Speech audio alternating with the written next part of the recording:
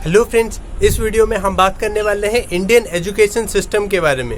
जो भारत का जो शिक्षा का व्यवस्था है उसके बारे में हम बात करेंगे।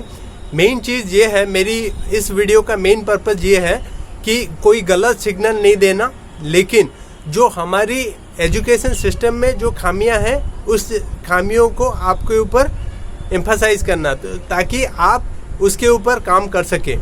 से फॉर एग्जांपल, आप एक वर्नाकुलर मीडियम में पढ़े हुए हैं, तो आपको क्या लगता है कि इंडिया का एजुकेशन जो सिस्टम है वो क्या आपको कोई एक अच्छा नौकरी या फिर कोई एक अच्छा इनोवेशन या फिर कोई एक अच्छा सोल्यूशन देने के लिए आपको इंस्पायर करता है?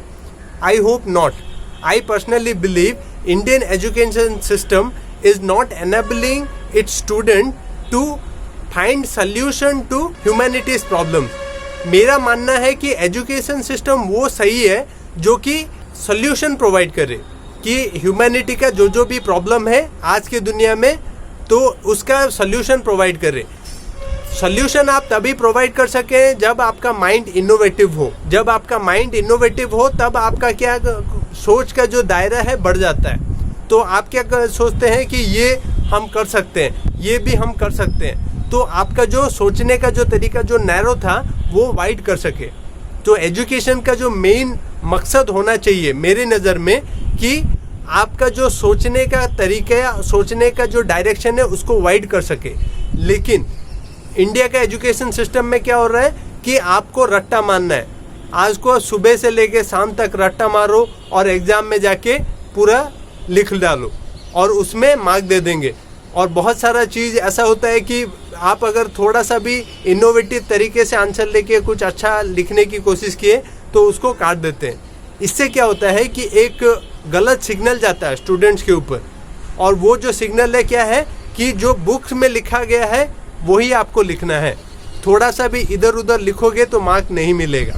उससे क्या होता है कि बंदे का जो ग्रोथ होता है, क्रिटिकल थिंकिंग का जो growth, critical thinking mean thinking on all the sides, ये भी हो सकता है, वो भी हो सकता है, थर्ड ऑप्शन भी हो सकता है, क्या ऐसा चीज़ है जो कि नहीं हो सकता।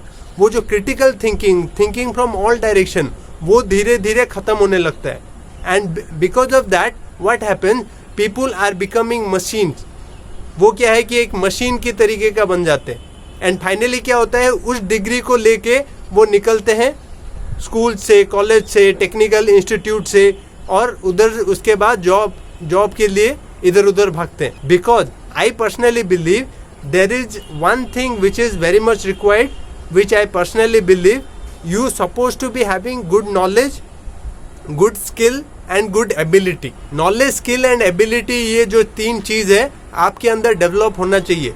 और क्रिटिकल थिंकिंग का जो पावर है वो आपके अंदर आना चाहिए, जो कि हमारे एजुकेशन सिस्टम इनोवेशन को प्रिवेंट करता है। और ऑल ऑफ ए सडन अभी रिसेंटली गवर्नमेंट ऑफ इंडिया ने नेशनल एजुकेशन पॉलिसी लाया है। It looks very good on paper. It should be reflected on ground. On ground में अगर रिफ्लेक्शन नहीं हुआ तो उसका फ़ायदा कुछ नहीं है। It will look like a paper tiger.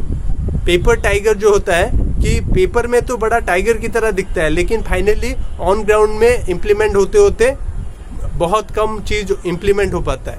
So I personally believe if any teacher और any parents are watching this video, I personally urge them to allow their children to be innovative, allow their time. Even you can start a innovation period in your schools, in your college, in your universities. What happens, you will start a innovative period. In that particular period, students will speak on innovation, weekly innovation, monthly innovation, yearly innovation. On that particular aspect, you supposed to give awards to all the students who are very much innovative. And if you will include those innovative marks, they can be included in the board percentage.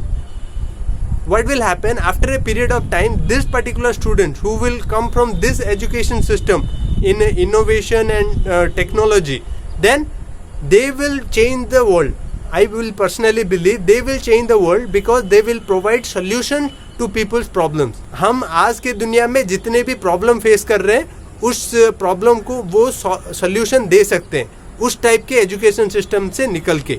जो innovation को जो बढ़ावा देने के बाद जो student निकलेंगे, उससे क्या होगा कि एक बड़ा रिवोल्यूशन स्टार्ट होगा। रिवोल्यूशन किस चीज का रिवोल्यूशन? एक सॉल्यूशन फाइंडिंग का revolution. They will not be depending upon government jobs. Government के ऊपर भी बर्डन कम होगा, दिन ब दिन बर्डन कम होता जाएगा नौकरी के ऊपर। क्यों?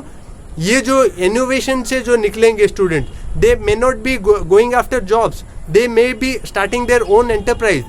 आज की दुनिया में हम चाहते हैं कि हम अमेरिका की तरह बहुत बड़ा अमीर देश बन जाए। तो अमेरिका की तरह अमीर देश बनने के लिए छोटे छोटे बड़े एंटरप्राइजेस, बहुत ज़्यादा एंटरप्राइजेस होने चाहिए। वो तभी हो पाएगा जब इनोवेशन की तरफ हमारा एजुकेशन सिस्टम एक अपॉर्चुनिटी प्रोवाइड करे। So I personally believe innovation is the key for developing a particular nation and making a nation great. And if you like today's video, then send it to your friends as well as teachers whosoever are watching. Then do give innovation the major boost. आप innovation period start कर सकते हैं अपने school, college, universities में, technical innovation में, and try to impart innovation marks in the board exam percentage. कुछ mark दो उनको और उसका बोर्ड एग्जाम्स में उसको ऐड करो, ताकि क्या होगा, इनोवेशन को बढ़ावा मिलेगा। जब तक ये नहीं क्या करेंगे तो उसका बढ़ावा नहीं मिलेगा। So I hope the message is clear to all of you guys. I hope if innovation gets the major boost, then India will be a major hub for innovation and our education policy will provide solutions to humanity's problems. And if you like today's video, then do give me a thumbs up and do spread with your friends. Bring this innovation in their life. And thank you very much for watching. Jai Hind, Jai Bharat.